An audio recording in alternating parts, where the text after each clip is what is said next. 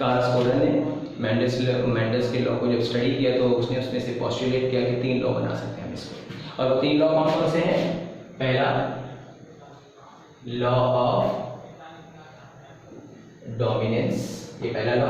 दूसरा law of segregation, और तीसरा लॉ ऑफ इंडिपेंडेंट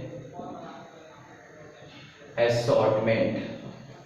ठीक है बेटा, तो ये हमें 3 लॉ के बारे में हमको समझा दिया गया। वापस मैं समझा देता हूँ कि मेंडल्स जो थे उन्होंने जो भी चीज़ अभी किया, तो कार्ल स्कोरर ने ही पोस्टुलेटेड 3 लॉ, और वो 3 लॉ बोला कि मेंडल्स के हिसाब से 3 लॉ पोस्टुलेट होना चाहिए। एक था लॉ ऑफ डोमिनेंस, दूसरा था लॉ ऑफ सेग्रीगेशन, और तीसरा था लॉ ऑफ इंडिपेंडेंट असॉर्टमेंट। बहुत इंपॉर्टेंट है, याद रख लो। और फिर मैं इसके बारे में डिटेल में पढ़ाऊंगा कि law of dominance, law of segregation और लॉ ऑफ इंडिपेंडेंट असॉर्टमेंट, इसमें से कौन सा यूनिवर्सल एप्लीकेबल है, एक्सेप्टेंस किया गया, और किसको यूनिवर्सली एक्सेप्ट नहीं किया गया, या मतलब उसको बोलते हैं नॉट रिकॉग्नाइज्ड यूनिवर्सली। तो यहाँ पे हम देखेंगे कि पहला लॉ जो लॉ ऑफ डोमिनेंस है उसको यूनिवर्सली एप्लीकेबल नहीं कहा गया। The reason I will give you कि क्यों नहीं कहा गया। दूसरा है लॉ ऑफ सेग्रीगेशन, उसको यूनिवर्सली एप्लीकेबल एक्सेप्ट किया गया। क्यों कहा गया, क्यों एक्सेप्ट किया गया, that also we will study in detail. और तीसरा जो लॉ है लॉ ऑफ इंडिपेंडेंट असॉर्टमेंट, उसको भी यूनिवर्सली एप्लीकेबल नहीं कहा गया क्योंकि उसमें वेरिएशन नजर आया। और क्यों आया, we are going to study in detail. तो 3 लॉज हमने याद कर लिए, मतलब समझ लिए कि इनका नाम क्या है, लॉ ऑफ डोमिनेंस, दूसरा लॉ ऑफ सेग्रीगेशन और लॉ ऑफ इंडिपेंडेंट असॉर्टमेंट, जिसमें लॉ पहला लॉ और तीसरा लॉ यूनिवर्सली एप्लीकेबल नहीं है। रीजन हम क्या है वो अभी हम डिटेल में पढ़ेंगे, ब्रीफ में पढ़ेंगे। और जो एक्सेप्टेंस किया गया, यूनिवर्सली एक्सेप्ट किया गया, वो सेकेंड लॉ है जिसको बोलते हैं लॉ ऑफ सेग्रीगेशन। इसका दूसरा नाम है purity of the gametes, that we will study. ये चीज़ हो गई हमारी। अब हम लोग थोड़ा सा और आगे बढ़ेंगे और इसके बारे में पढ़ेंगे कि जो मेंडल्स ने पी प्लांट सिलेक्ट किया वो क्यों किया और उसमें क्या चीज़ें इंपॉर्टेंट हैं, that we are going to study in detail. तो यहाँ पे मैं आपको तीसरा लॉ भी बता देता हूँ।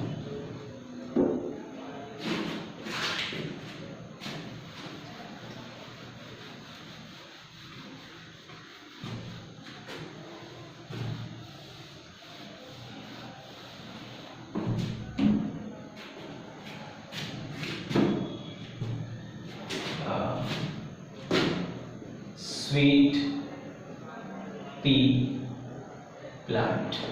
Beta, sweet pea plant is another name of Pisum sativum, also known as pea plant.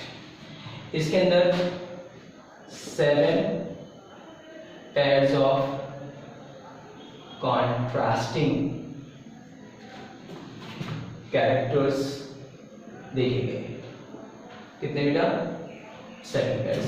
मतलब स्वीट पी प्लांट के अंदर हमने देखा कि स्वीट पी प्लांट जो मेंडल्स ने एक्सपेरिमेंट किया था मेंडल्स ने, तो उसने देखा कि स्वीट पी प्लांट जो है वो 7, उनके अंदर 7 कैरेक्टरिस्टिक एकदम बिल्कुल अलग अलग है। जैसे कि एग्जांपल बता दूं, कुछ टॉल हैं, कुछ ड्वार्फ हैं। शॉर्ट कप को बोलते हैं ड्वार्फ। तो कुछ प्लांट जो है पी प्लांट में कुछ शॉर्ट हैं और कुछ टॉल है। किसी प्लांट में फ्लावर जो है एक्सियल पोजीशन में है, किसी मतलब पी प्लांट के अंदर ही, और दूसरे में क्या है, टर्मिनल पोजीशन पे है। उनके कुछ पॉड्स जो हैं वो इन्फ्लेटेड है, किसी में कंस्ट्रिक्टेड है। पॉड का कलर किसी में ग्रीन है, किसी में क्या है, येलो है। किसी में जो सीड है वो राउंड है और किसी में रिंकल्ड है। किसी में सीड का जो शेप है, ये शेप बताया मैंने, राउंड एंड रिंकल्ड। और किसी में क्या है, किसी में येलो कलर की सीड है और किसी में ग्रीन कलर की सीड है। और मेंडल्स एक ऐसा वाहिद इंसान है और ऐसा पर्सन है जिन्होंने सबसे पहले डोमिनेंट और रेसेसिव टर्म यूज़ किए।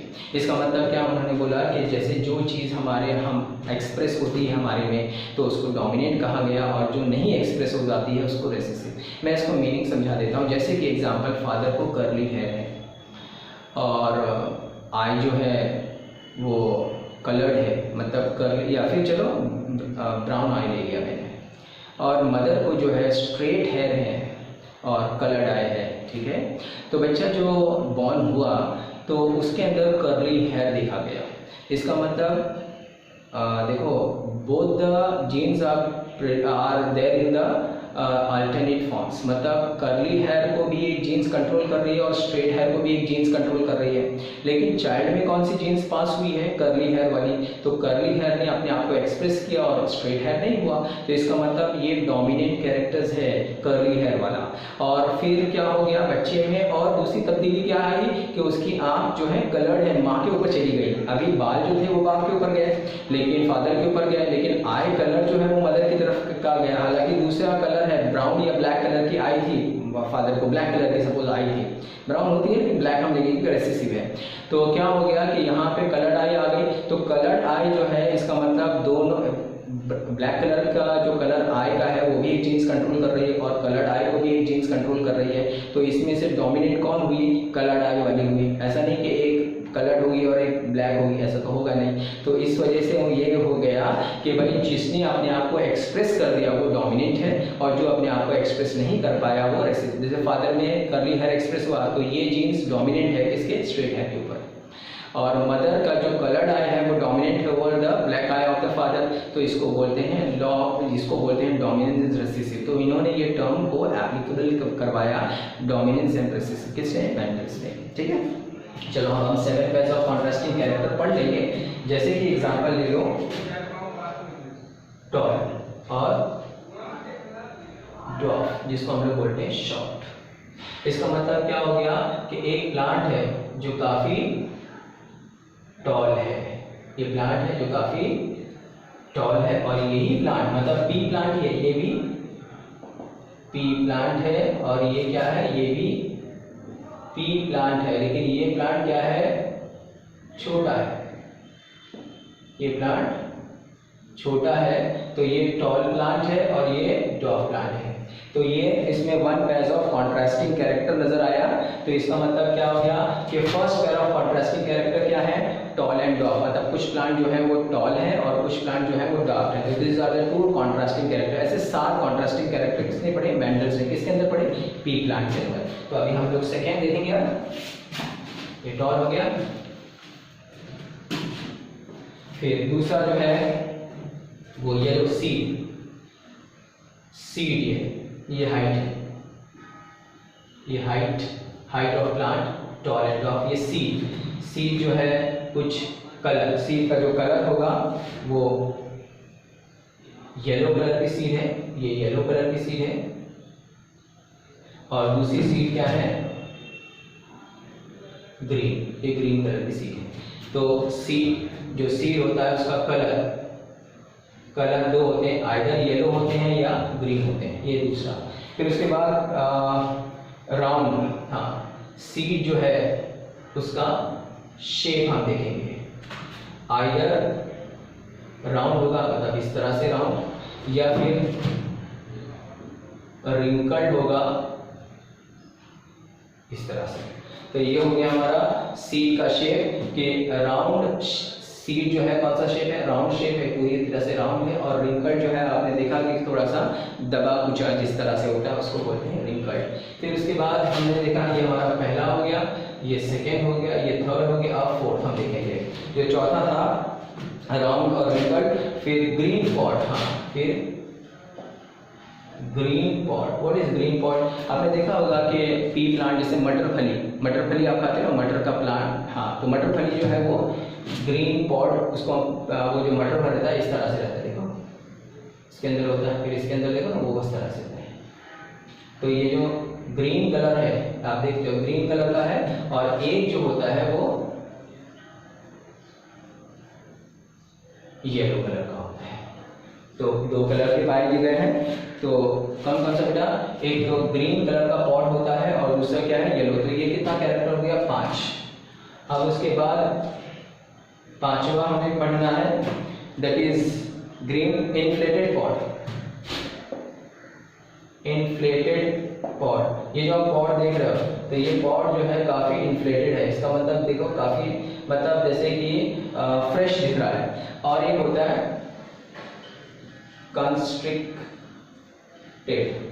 कंस्ट्रिक्टेड किसको बोलते हैं? जैसे कि इस तरह से होगा, लेकिन कैसा होगा? थोड़ा सा नरम पड़ चुका होगा, जैसे थोड़ा बासी कैसे हो जाता है इस तरह से होंगे। तो इसको क्या हम लोग बोल सकते हैं कि इन्फ्लेटेड पॉट, ये हमारा इन्फ्लेटेड है और ये जो है वो कंस्ट्रिक्टेड है। कंस्ट्रिक्टेड मतलब उसको वो हो गया कि जैसे थोड़ा सूख जाना, थोड़ा सा नरम पड़ जाना, तो ये हम बोल सकते हैं फ्रेश इन्फ्लेटेड पॉड, और दूसरा जो है वो कंस्ट्रिक्टेड पॉड है।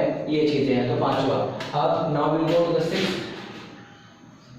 सिक्स्थ जो है वो क्या है, फ्लावर का पोजीशन। फ्लावर का पोजीशन, जैसे कि अगर ये फ्लावर है, मैं बता रहा हूँ, ये फ्लावर अगर हम बनाएंगे तो फ्लावर का जो पहला है एक्सियल, अगर ये फ्लावर इस तरह से यहाँ एक्सियल है और ये फ्लावर कहाँ है, यहाँ पे है, तो इसको बोलते हैं एक्सियल फ्लावर और इसको बोलते हैं टर्मिनल फ्लावर। इसका मतलब दो ही चीज हमको समझना है, एक फ्लावर का पोजीशन, जो फ्लावर का पोजीशन है वो दो नजर आएंगे। एक फ्लावर जो है वो कहाँ नजर आएगा, यहाँ पे साइड में, मतलब टर्मिनल नहीं, ये किधर आएगा, you can see here axial side में, ठीक है बेटा, इसको बोलते हैं एक्सियल फ्लावर। और कुछ फ्लावर पी प्लांट के अंदर टर्मिनल नजर आएंगे ऊपर की तरफ। ये क्या होता है बेटा, समझो। एक्सियल फ्लावर जो होता है ना, जब फ्लावर एक्सियली प्रोड्यूस होता है तो इसमें क्या होता है, ग्रोथ कंटिन्यूएशन होती है, मतलब लगातार बढ़ता चला जाता है, इसमें ग्रोथ टर्मिनेट नहीं होती है। लेकिन जिस फ्लावर में जब टर्मिनल फ्लावर होता है तो उसकी ग्रोथ रुक जाती है। अगर उसमें अब ग्रोथ होनी है तो साइड में होगी, लेटरल ग्रोथ होगी, लेकिन वो क्या है, आगे की तरफ है। तो इसकी वजह से ये प्लांट अक्सर टॉल होता है। तो टॉल प्लांट के अंदर क्या देखने को मिला है कि ये डोमिनेंट कैरेक्टर देखने को मिला कि वो एक्सियल फ्लावर प्रोड्यूस होगा। एक्सियल मतलब साइड में, एक्सियल, ये एक्सियल होता है, इसको एक्सियल बोलते हैं, axial of the leaf, axial of the flowers, axial of the stems, है ना। और ये जो है टर्मिनल है, मतलब जो एंडिंग का पार्ट है उधर टर्मिनेट इनटू फ्लावर, जिसके वजह से ग्रोथ जो है, जिसकी वजह से ग्रोथ क्या हो जाती है, रुक जाती है और फर्दर ग्रोथ नहीं होती। ग्रोथ फर्दर अगर होना है तो किसमें होगा, एक्सियल। ये हमारा 6 हो गया। अब हम लोग का 7वां कैरेक्टर्स जो मैं बताने जा रहा हूँ वो है फ्लावर का कलर, जिसको हम लोग बोलते हैं कलर व्हाइट है, ठीक है। तो फ्लावर कलर, तो फ्लावर का जो कलर है, एग्जाम्पल वॉयलेट, वॉयलेट फ्लावर जो होता है वो एक होता है और दूसरा होता है वाइट फ्लावर। तो इसका मतलब ये हो गया कि ये 7 पेयर्स ऑफ कॉन्ट्रास्टिंग कैरेक्टर किसने पढ़े, मेंडल्स ने। और मेंडल्स ने कहा कि पी प्लांट के अंदर ये जो 7 कैरेक्टर्स हैं, हाइट किसी में टॉल है, किसी में ड्वार्फ्ड है, सीड का जो कलर है वो येलो है और किसी में ग्रीन है, इसके अलावा कोई कलर नहीं है। सीड का जो शेप है, कुछ राउंड शेप के सीड हैं और कुछ रिंकल्ड शेप के सीड हैं।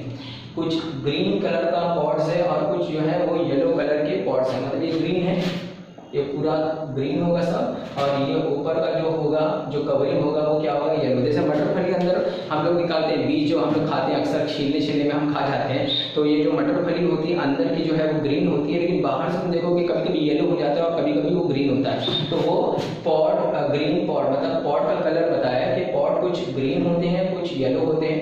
इन्फ्लेटेड मतलब क्या, जो एकदम फ्रेश होते हैं उनको तुम इन्फ्लेटेड बोल सकते हो, और जो थोड़े से दब जाते हैं, सूख जाते हैं, उनको कंस्ट्रिक्टेड बोलते हैं। देखो, can you see this the difference between the two. अच्छा, फिर उसके बाद फ्लावर का पोजीशन होता है, कुछ फ्लावर साइड में ग्रो होते हैं, उसको बोलते हैं एक्सियल, और कुछ फ्लावर एकदम ऊपर की तरफ ग्रो होते हैं, उसको बोलते हैं टर्मिनल। टर्मिनल में ग्रोथ रुक जाती है और किसमें कंटिन्यूएशन होती है, एक्सियल में। फिर फ्लावर का कलर जो है, कुछ वॉयलेट कलर के होते हैं, कुछ व्हाइट। अच्छा, वॉयलेट है, मालूम है आपको, कलर का समझ आया। किसी ने लिया कलर फ्लावर, कोई भी कलर वाला flower will be dominate over white, इस तरह से। अब इसमें देखो, मैं तुमको दो चीज बराबर बता देता हूँ कि जो हाइट है, टॉल एंड ड्वार्फ, एक ये पोर्शन से पकड़ो, तो इस पोर्शन को जो तुम पकड़ोगे, इस पोर्शन को तुम जो पकड़ोगे वो कौन सा पकड़ोगे, जैसे एग्जांपल ले लो, ये जो है ये डोमिनेंट है और ये जो है वो रेसेसिव है। डोमिनेंट किसको बोलते हैं, जैसे कि एग्जांपल, अगर मैं इनके बीच में क्रॉस करवाऊं, हाइट मतलब जो हाइट है, टॉल प्लांट। अच्छा, एक और चीज बताता चलो, टॉल प्लांट जो होता है, it is a characteristic of a female P plant. मतलब जैसे अभी हमने देखा कि ह्यूमन बीइंग में, because it varies from species to species, क्या होता है, जैसे ह्यूमन बीइंग का एग्जांपल ले लो, तो ह्यूमन बीइंग में जो हाइट होती है मेल की ज़्यादातर ज़्यादा होती है, हाइट ज़्यादा होती है, और वेरी रेयर फीमेल में होती है लेकिन वेरी रेयर, और फीमेल में ज़्यादातर हाइट क्या होती है, शॉर्ट होती है। और when there is a cross between tall male with a short female, तो ज़्यादातर चांसेस क्या होता है कि जो प्रोजेनी प्रोड्यूस होगी, जो इंडिविजुअल प्रोड्यूस होगा, उसमें ये डोमिनेंट कैरेक्टर पास होता है। अगर जैसे शॉर्ट रहा तो उसका मतलब ये कैरेक्टर उसका डोमिनेंट है, और ज़्यादातर टॉल होते हैं तो टॉल जो रहेंगे वो डोमिनेंट है। तो कभी भी उसने क्या किया कि टॉल प्लांट, मतलब ये जो मैंने ये साइड पे लिखा है, ये सब डोमिनेंट कैरेक्टर है मेरा, याद रखना। कैसे डोमिनेंट है मैं बताता हूँ। और ये जो कैरेक्टर्स हैं, देखो ये 7 और ये 7, इसी को बोलते हैं 7 पेयर्स ऑफ कॉन्ट्रास्टिंग कैरेक्टर। तो ये जो 7 पेयर्स ऑफ कॉन्ट्रास्टिंग कैरेक्टर्स हैं, वो उसके बारे में मैं थोड़ा समझा देता हूँ। जब कभी भी मैंडल्स ने हाइट मतलब टॉल प्लांट को क्रॉस किया विद द ड्वार्फ, कैसे क्रॉस किया बताओ, मतलब टॉल प्लांट लिया और ड्वार्फ प्लांट लिया, और टॉल प्लांट का पोलन ग्रेन उसने क्या किया, या शॉर्ट प्लांट का पोलन ग्रेन उसने निकाला, और ड्वार्फ प्लांट के ऊपर जो है उसके, देखो फ्लावर दो टाइप के होते हैं, एक होता है यूनिसेक्सुअल, होता है बाइसेक्सुअल। जो मैं पी प्लांट की बात कर रहा हूँ ये बाइसेक्सुअल है। इसका मतलब इसका फ्लावर जो होता है, अगर हम इसको ओपन करेंगे तो इसके अंदर male plant part reproductive part भी होगा और फीमेल रिप्रोडक्टिव पार्ट भी होगा। मेल रिप्रोडक्टिव पार्ट को हम लोग बोलते हैं स्टेमेन, और फीमेल रिप्रोडक्टिव पार्ट को हम लोग बोलते हैं कार्पेल। अब कभी भी क्या होता है कि जब ये हाइब्रिडाइजेशन टेक्निक किया, किसने, मेंडल्स ने। कौन कर रहा था ये, मेंडल्स का हाइब्रिडाइजेशन टेक्निक है, हमने पढ़ा प्लांट हाइब्रिडाइजेशन, उसने पब्लिश भी किया उस नाम से वो बुक। तो उसने क्या किया, ये फ्लावर को ओपन करता बर्ड कंडीशन में। क्यों बर्ड कंडीशन में ओपन करने की जरूरत है, क्योंकि ये फ्लावर बाइसेक्सुअल है और ये सेल्फ पॉलिनेटेड है। इसका मतलब it does not depend on external agencies, ना वाटर के ऊपर, ना विंड के ऊपर, ना फ्लावर, ना इंसेक्ट के ऊपर, न बर्ड्स के ऊपर। वो क्या करता था, जब ये फ्लावर खुलता था तो ये एंड्रोशम और गाइनोशियम, जिसको हम लोग बोलते हैं मेल एंड फीमेल पार्ट, जब मैच्योर होते थे तो पोलन ग्रेन अपने स्टिग्मा पे गिर जाता था, और उसको बोलते हैं सेल्फ पॉलिनेशन। समझ में आ रहा है कि नहीं? लेकिन इसको सेल्फ पॉलिनेशन नहीं करवाना था मेंडल्स को, क्योंकि सेल्फ पॉलिनेशन में तो कोई वेरिएशन ही नहीं आता है। रेड फ्लावर ही देगा, ग्रीन फ्लावर, व्हाइट फ्लावर जो है व्हाइट फ्लावर देगा, कोई और कलर का फ्लावर वो ही देगा। तो उसने क्या बोला कि मैं क्या करता हूँ कि फ्लावर है बाइसेक्सुअल, लेकिन मैं मेल पार्ट को निकाल देता हूँ, कि मेल पार्ट को जब मैं निकाल दूंगा बर्ड कंडीशन में, तो क्या होगा, मेल पार्ट जो पोलन ग्रेन बनाता है एज ए मेल गैमेट, जब वो डिपॉजिट होता है तभी तो पॉलिनेशन होता है। तो उससे पहले जब मैं निकाल दूं उसको तो सेल्फ पॉलिनेशन नहीं होगा, और मैं फिर आर्टिफिशियल क्रॉस पॉलिनेशन करवाऊंगा। मतलब मेंडल्स आर्टिफिशियल क्रॉस पॉलिनेशन करवाना चाहता था। उसने क्या किया, एक पी प्लांट को फ्लावर को ओपन किया और दूसरे पी प्लांट के फ्लावर को भी ओपन किया, देखा दोनों बाइसेक्सुअल है, अगर नहीं कुछ करेगा तो वो सेल्फ पॉलिनेशन हो जाएगा। तो वो उसने क्या किया, फ्लावर को खुलने से पहले बर्ड कंडीशन में ओपन किया with the help of forceps, और देखा कि मेल रिप्रोडक्टिव पार्ट कहाँ है, एंड्रोशियम जिसे हम बोलते हैं, स्टेमन बोलते हैं, उसको उसने फोर्सेप्स से निकाल दिया। जब कोई प्लांट के अंदर मेल रिप्रोडक्टिव पार्ट को निकाल दिया जाता है तो इसको बोलते हैं इमैस्कुलेशन। एक वर्ड आएगा emasculation, a removal of anther before anthesis। समझा भी नहीं?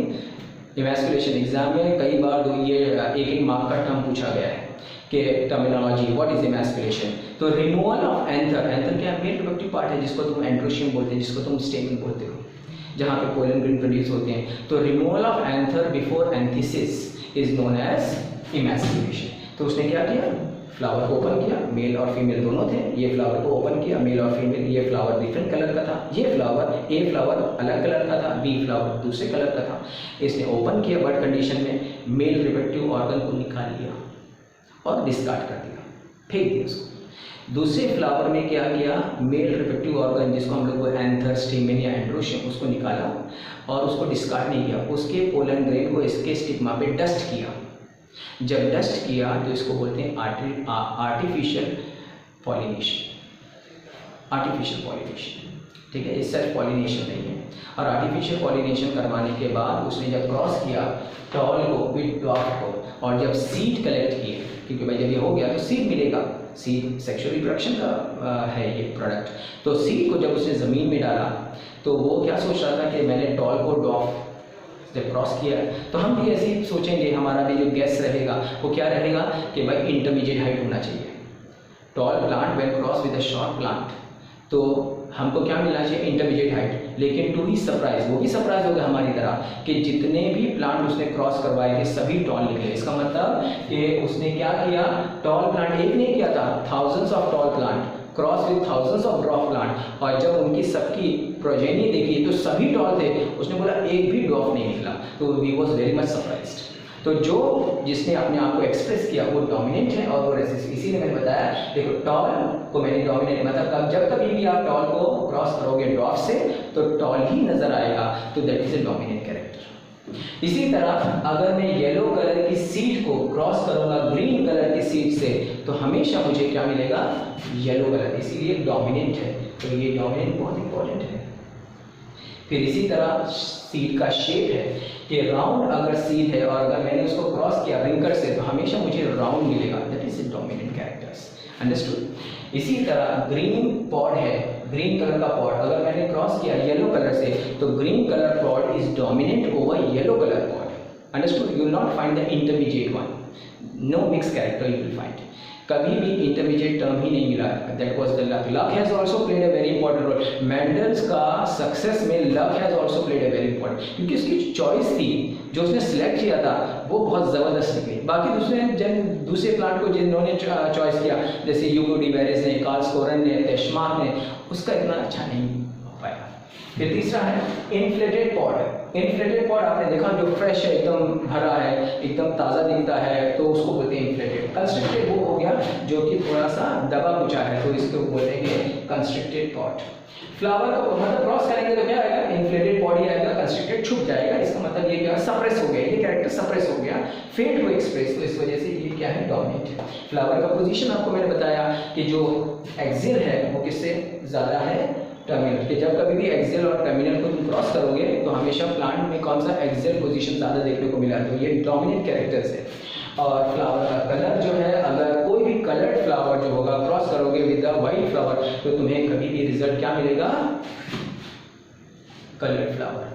इसका यहाँ वॉयलेट मिलता है, इस फ्लावर का भी मैं बारे में थोड़ा सा और बताऊंगा कि फ्लावर क्यों सिलेक्ट किया गया, फ्लावर की खासियत क्या है, इसको पेप्लियोनेसी फैमिली में क्यों रखा गया, क्योंकि इसका अपीयरेंस जो बटरफ्लाई था, इसके अंदर कितने पेटल्स होते हैं 5, और इसके अंदर जो एंड्रोशम और काइनोशम 9+1 पैटर्न में क्यों होते हैं, वो सब हम नेक्स्ट लेक्चर में अभी हम करेंगे। अब इसके बाद जो हमारा नेक्स्ट टॉपिक जो हम इसके बाद जो हमें पढ़ना है वो है reason for Mendel success. It is mostly asked for 2 marks. तो मेंडल्स का और ये जो हमने पढ़े हैं इनके बारे में भी पूछा जाता है, डेट्स में और इसकी डेट्स पूछी जाती है, 1884 में क्या हुआ था, 1865 में कौन सी जर्नल पब्लिश की गई थी, 1866 में क्या था, 1901 में रीडिस्कवर किसने किया, ये सब आपको याद रखना है, वो है very important for the competitive exam के लिए भी। और ये कॉम्पिटिटिव एग्जाम जो NCERT बुक है उसमें इस चैप्टर का क्या नाम है, principle of inheritance and variation, chapter number 5, ठीक है। और अभी जो तुम्हारा जो बोर्ड का पूना बोर्ड, महाराष्ट्र बोर्ड का जो सिलेबस आया है उसके अंदर कैसा आया है, ये जेनेटिक बेसिस ऑफ इनहेरिटेंस, या दूसरा नाम है इसका principle inheritance. Last year book में इसका नाम था, चैप्टर 1 था जिसका नाम था जेनेटिक बेसिस ऑफ इनहेरिटेंस। तो Gregor John Mendel was a famous scientist who has given the idea about the genetics, और इसीलिए he is rightly said to be the father of the genetics. Next time we will continue with the कौन सा बेटा, reason for the Mendel success.